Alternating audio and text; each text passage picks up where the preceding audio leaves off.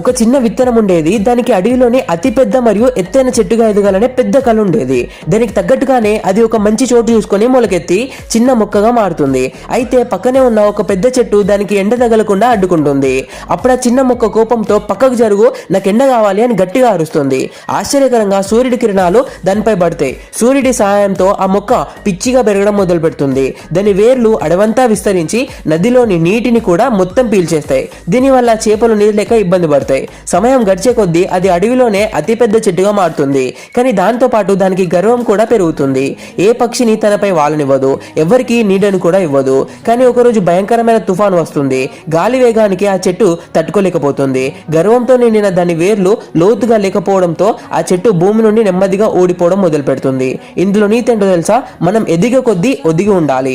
ఇతరులకు హాని చేస్తూ గర్వంతో సాధించిన విజయం తుఫానులో దీపం లాంటిది, ఎప్పుడైనా ఆరిపోవచ్చు.